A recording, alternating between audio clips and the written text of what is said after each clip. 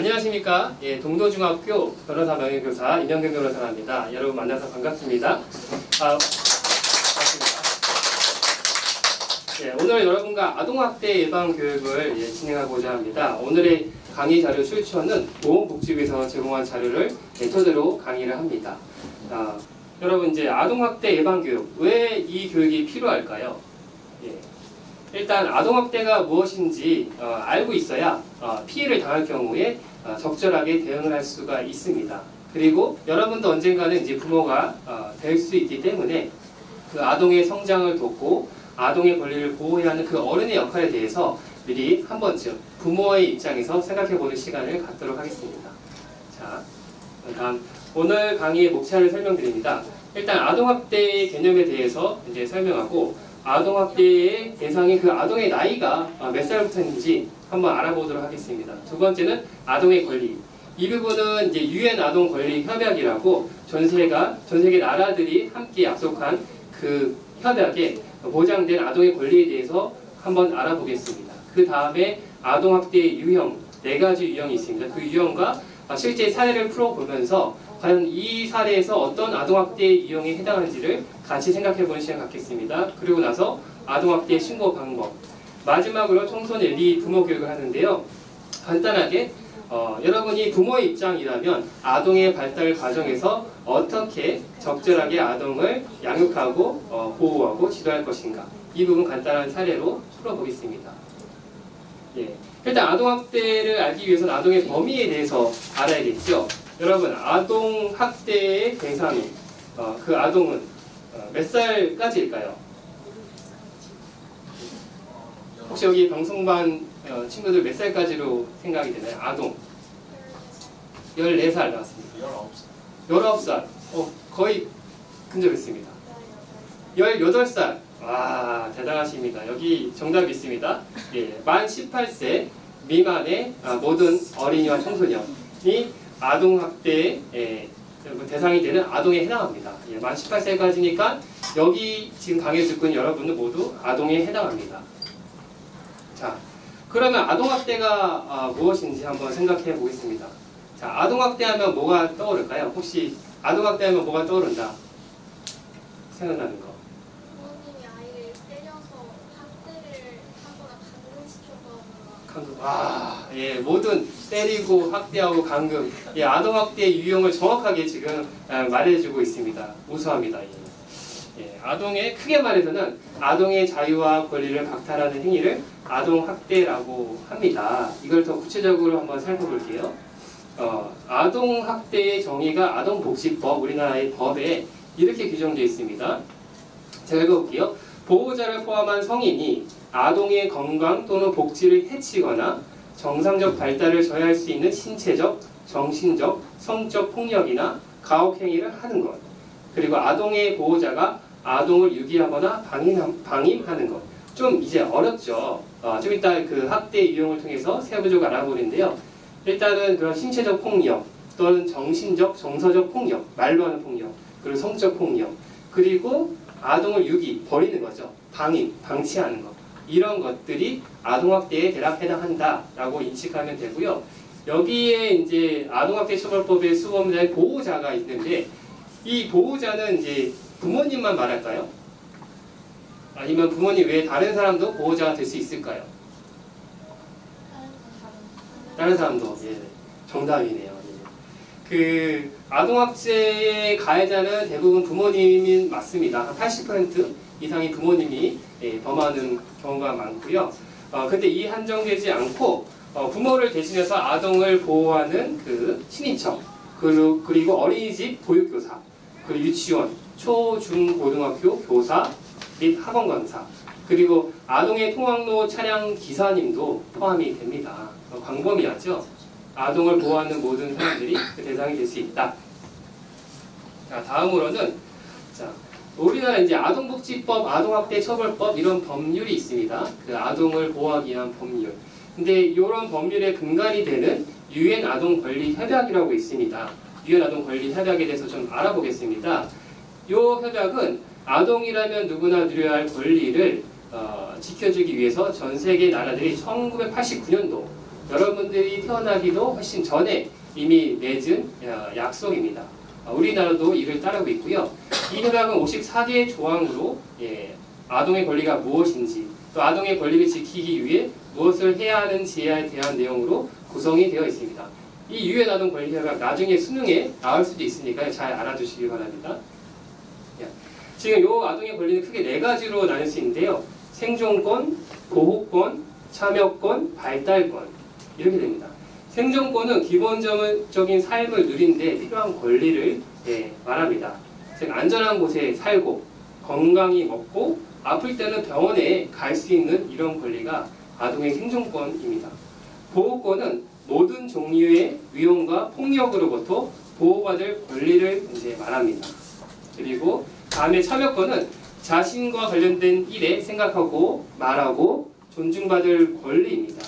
예를 들어 표현의 자유가 있습니다. 종교의 자유가 있습니다. 부모가 강제할 수 없고요. 그리고 사생활을 보호받을 권리, 아이의 핸드폰이나 이런 거 부모들이 마음대로 이렇게 몰래 열어보고 하면 안 되겠죠. 이런 권리를 세계적으로 인정하고 있다는 것이죠. 그리고 마지막으로 발달권은 잠재 능력을 최대한 발휘하는 데 필요한 권리입니다. 배우고 놀고 또 충분히 쉬고 하고 싶은 일을 꿈꾸고 실현해 나갈 수 있는 권리를 말합니다. 이 4가지 권리들을 한번 잘 기억해 보시기 바랍니다. 이따가 아동학대 그 사례에 대해서 저희가 함께 생각할 때 과연 어떤 아동의 기본권을 침해한 것인지 그 아동학대의 가해자가 이 부분을 좀 같이 생각해 보도록 하겠습니다. 이 부분 넘어가고요. 자, 아동학대 권리 다음에 저희가 알아볼 건 아동학대의 유형. 이게 실제적으로 적용되는 아동학대 범죄의 유형에 해당합니다. 아까 크게 아동의 자유와 권리를 박탈하는 행위가 아동학대라고 했는데요. 아동학대는 이렇게 크게 4가지로 분류됩니다. 신체학대, 그리고 정서학대, 성학대, 방임 이렇게 되는데요. 여러분 신체학대는 손과 발로 때리고 그리고 도구를 가지고 때리는 경우 또는 혹은 뜨거운 물이나 화학물질로 상처를 입히는 행위가 신체학대에 해당합니다. 실제 법원에서 처벌된 사례를 좀 저희 설명을 해드리겠습니다. 지갑에서 지폐를 아들이 훔쳤습니다. 10살 아들이 지갑에서 지폐를 훔쳤는데 아버지가 화가 나죠. 화가 나서 파리채로 그 아이의 허벅지와 팔 등을 10차례 10회 정도 때렸습니다. 이 경우에 아버지는 어떻게 처벌을 받았을까요? 훈육 목적으로 이렇게 애가 이거 훔치는 거, 절도하는 거는 문제잖아요. 근데 아버지가 파리채로 허벅지하고 여기 팔을 10차례 정도 때렸어요. 어떻게 판단됐을까요? 처벌 받았고요. 징역 6개월에 집행유예 1년이 선고받았습니다. 그러니까 훈육 목적이라 하더라도 과도한 체벌은 아동학대에 해당합니다. 그래서 혹시나 뭐 이러한 상황에 처할 경우에는 부모님에게 아빠 이거 아동학대에 해당할 수 있어 하면은 부모님들도 조심을 합니다. 경각심을 갖고. 그리고 아동의 친부가 아동이 말을 듣지 않는다고 손바닥으로 뺨을 1회 때렸습니다. 손바닥으로 뺨을 1회 때렸어요. 아버지가. 이건 어떻게 될까요? 조금 아까보다는 좀 경미해 보입니다. 뺨 1회 정도. 아버지가 할 수 있는 거 아닌가요? 네. 아니에요? 할 수 있다, 할 수 없다. 벌금 600만 원이 선고된 사안입니다. 그만큼 아동의 인권이 굉장히 존중받고 있는 사회라는 거죠. 사실 이 아동학대 교육은 이 아동들보다 부모님들이 먼저 받아야 되는 건 맞습니다. 부모님들은 과거에 자기들이 맞고 살았고 그 체벌을 당하고 살았죠. 저도 마찬가지고. 그 의식 가운데 그 정도 허용될 수 있다는 그 잠재의식이 있어서 자기도 모르게 훈육 목적의 체벌이 가해지는 경우가 있는데 그거는 아동에 대한 학대가 맞다 해서 인식의 전환이 부모님들이 먼저 필요합니다. 다음으로는 정서학대인데요. 정서학대는 정신적인 폭력이나 가혹행위를 의미합니다. 지속적으로 욕을 하는 거, 모욕적인 말을 하는 거. 예를 들어 내가 널 왜 낳았는지 모르겠다. 너 때문에 우리 집이 이 모양 이 꼴이야. 이러면서 지속적으로 스트레스를 주는 거죠. 그리고 가정 내에서 왕따를 시키거나 또는 아동에게 엄마 아빠가 계속 싸워요. 싸우는 요 부부싸움을 목격하도록 하는 것도 정서적 학대에 해당합니다. 그래서 장기간 아동에게 욕설을 하고 집에서 나가라고 했던 그 사례에서도 벌금 500만 원이 선고됐습니다. 예, 이런 것들도 정서적 학대로서 처벌을 받는다는 것. 그 다음으로 성학대는 성인이 자신의 성적 욕구를 충족하기 위해서 아동에게 행하는 모든 행위를 말합니다. 성추행, 성폭력, 성매매를 시키는 것도 포함되는데요. 예, 이 부분 중에는 한 가지, 셔틀버스 운전기사님이 어린이집 셔틀버스 운전기사님이 셔틀버스를 타는 어린이에게 그냥 친근의 표시로 뽀뽀하면서 하니까 볼에 아이가 뽀뽀를 하고 이렇게 타게끔 했던 요 사안이 아동학대 범죄로 돼서 법원 재판을 받았는데 어떻게 됐을까요? 벌금. 아, 정확하게요. 예. 벌금 200만 원 선고받은 사안입니다. 과거에는 굉장히 쉽게 행했던 이런 행위들도 지금은 아동학대로 처벌을 받고 있다는 점. 그리고 마지막 방임은 제대로 돌보지 않는 행위를 말합니다. 물리적, 교육적, 유료적 방임이 있는데요. 물리적 방임은 기본적인 의식주를 제공하지 않는 행위를 말합니다. 예, 먹을 거를 주지 않고 끼니를 챙겨주지 않고 이런 것들. 그리고 교육적 방임은 대표적으로 학교에 보내지 않는 것을 말하고요. 의료적 방임은 이제 애가 아픈데 병원에 데려가지 않는 거죠. 이런 것들이 이제 방임이고, 추가로 아동을 버리는 유기도 방임에 해당합니다. 그래서 어떤 사안이 있었냐면, 자녀들끼리만 다른 주거지에서 살게 하고 식사를 제공하지 않고 위생관리하지 않고, 부모님은 딴 데 살고 애들은 다른 데 자기들끼리 살게 했던 사안이에요. 이 사안도 징역 1년 6개월, 집행유예 3년으로 처벌되었던 사안입니다. 예. 이렇게 아동학대 유형의 4가지를 이제 알아봤습니다. 근데 이제 아동학대의 행위는 모든 아동학대에 해당한다 해서 처벌받는 건 아니고요. 오해하지 마시고 그 정도에 따라서 처벌 대상이 될 수도 있고, 아니면 그냥 상담과 교육을 받아야 하는 처분의 대상이 될 수도 있다는 점, 이것도 하나 추가로 알고 계시기 바랍니다. 예. 사례를 읽고 같이 나눠보도록 하겠습니다. 자, 첫 번째 아이의 친구를 우리가 읽어보는데요. 요즘 아버지가 술을 드시고 들어오신 날이 부쩍 늘었다. 아버지가 현관문을 여는 소리가 들리면 긴장이 된다. 소리를 지르며 때리는 날이 많기 때문이다. 평소에도 많이 맞았던 상황인가 봐요. 오늘 아버지가 술을 취해 들어오셨다. 너희 때문에 내 인생이 이 모양 이 꼴이 됐다 하며 우리를 원망하신다. 아버지는 자신이 들어왔는데도 인사도 안 하고 자고 있다면서 방문을 열고 들어와 고래고래 소리를 지르며 때렸다. 자, 친구는 오늘 어떤 느낌이 들었을까요? 예. 슬프죠. 무섭고, 그쵸? 두렵고, 분노하고, 예. 그러면은 아까 그 4대 기본권, 생존권, 보호권, 발달권, 참여권, 어떤 권리가 침해를 받았을까요, 여기서? 보호권. 예, 맞습니다. 보호권. 왜냐면은 지금 언어적으로, 신체적으로 폭력을 당하고 있습니다. 모든 폭력으로부터 보호받을 권리를 침해하고 있는 것이죠. 그러면 여기서 아버지 어떤 행동이 어떤 아동학대에 해당할까요? 아버지 행동은 지금 2가지로 보이거든요. 소리 질러서 때린 거. 때린 거는 학대 중에 신체 학대. 그리고 말로써 원망하고 막 이렇게 한 거는 정서 학대. 예, 맞습니다. 다음 사례. 예, 부모님은 게임을 좋아하신다. 식사도 거른 채 게임에 열중하시는 날이 많다. 예, 좀 게임 좋아하는 부모님들 많더라고요. 냉장고 속에 반찬이 상해서 먹을 수가 없는데 이 상황을 모르시는 것 같다. 벌써 며칠째 하굣길 편의점에서 산 컵라면으로 저녁을 때웠다. 몸이 안 좋아 병원으로 가보는 게 좋을 것 같은데 부모님은 게임 때문에 나에게 신경을 안 쓰신다 라고 되어 있습니다. 친구는 오늘 어떤 느낌이 들었을까요? 속상하고, 배고프고, 아프고, 슬프고, 예, 그렇죠. 그러면은 그 아동권리하자 4가지 중에 생존권, 보호권, 참여권, 발달권, 어떤 권리가 침해받고 있을까요? 발달권. 생존권 맞습니다. 생존권. 기본적으로, 그러니까 영양가 있는 음식을 먹고 아프면 병원에 갈 수 있는 이 생존권, 이것이 박탈당하고 있는 것이죠. 그러면은 아동학대 유형 중에는 어떤 유형에 해당할까요? 신체, 정서, 그리고 신체, 정서, 방임, 그렇죠. 아이를 그냥 방임하는 거죠. 아픈데도 병원에 안 보내고 그리고 먹을 것도 제대로 챙겨주지 않는 그 아동학대에 해당합니다. 요건 보겠습니다. 요즘 채팅 앱으로 만난 친구가 있다. 그 사람은 대학생이라고 했다.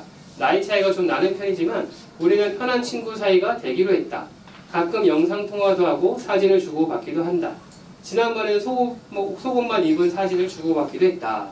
은밀한 사생활을 공유하는 것이 것 같아 좋았다. 요 며칠은 시험 공부가 바빠 그의 연락을 받지 못했다. 그런데 그가 연락을 받지 않으면 사진을 부모님에게 보내겠다며 또 다른 사진을 달라고 요구했다.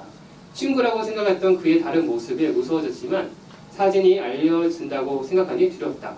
어떻게 해야 할지 모르겠다. 자, 이 친구는 오늘 어떤 느낌이 들었을까요? 창피하고, 그쵸? 두렵죠. 모르는, 사실 직접 만나지도 않았던 대학생이 이렇게 속옷 사진을 또 보내라고 하니까. 그러면 친구의 어떤 권리가 침해를 받고 있을까요? 보호권. 보호권? 예, 맞습니다. 지금 왜냐면 이게 되게 폭력적인 상황이거든요.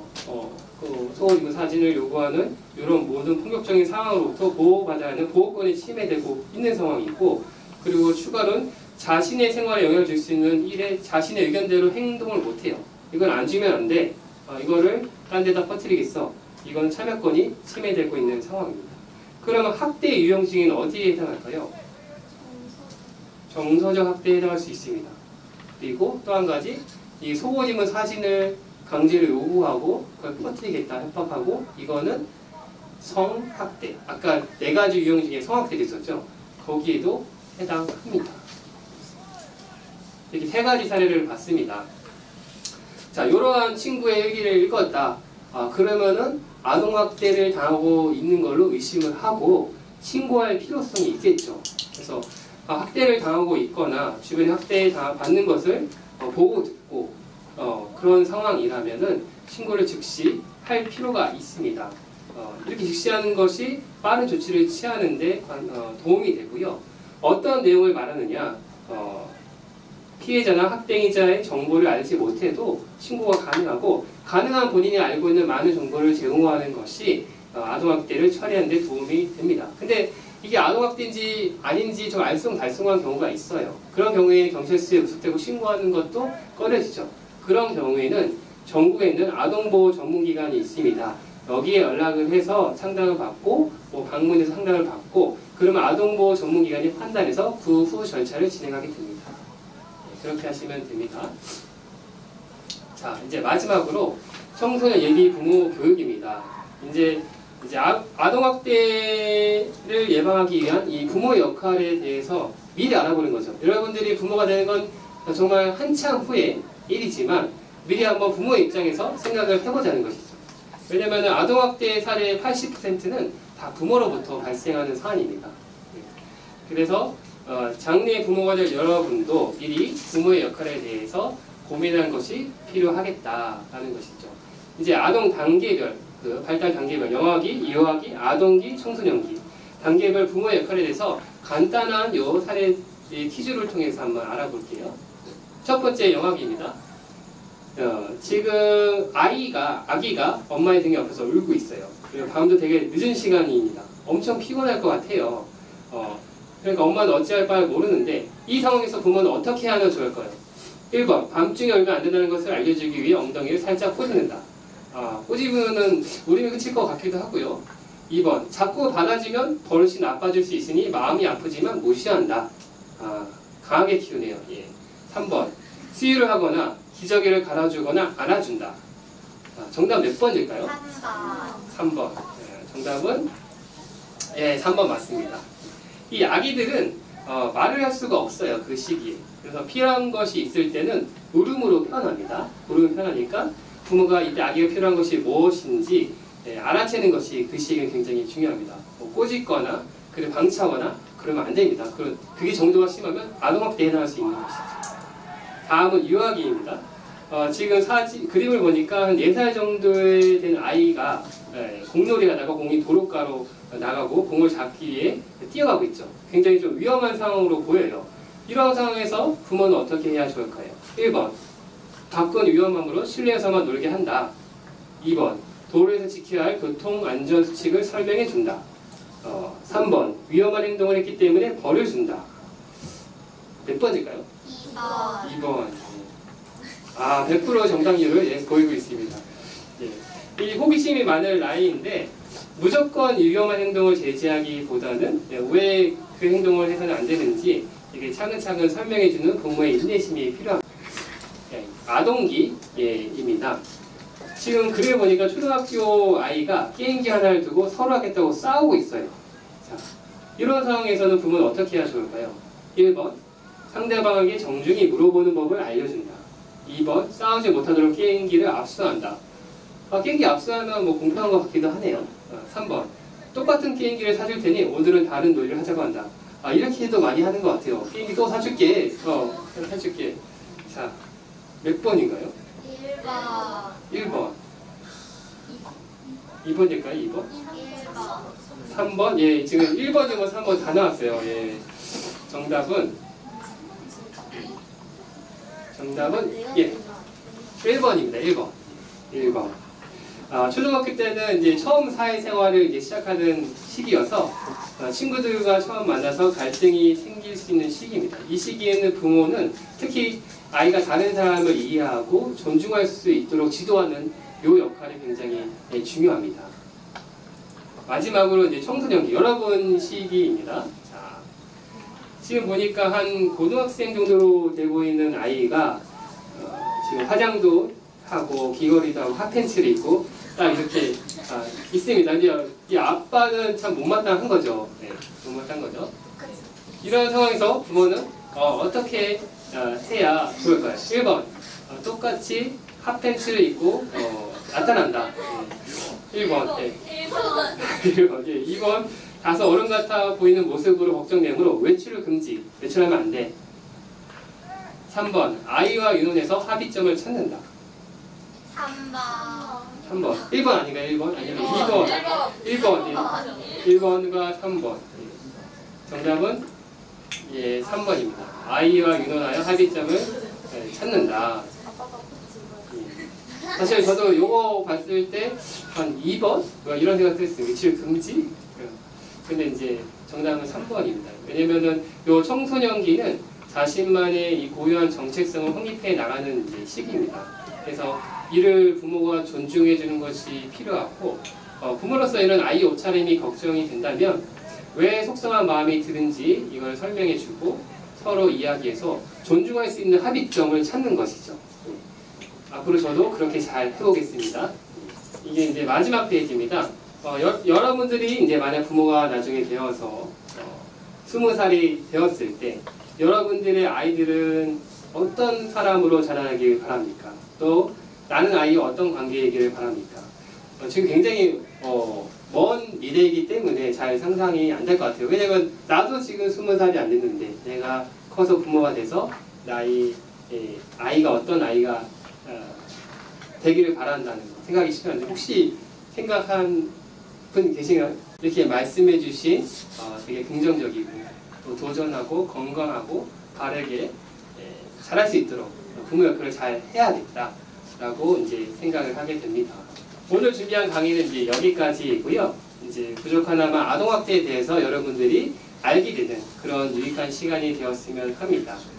이제껏 경청해 주셔서 감사드립니다.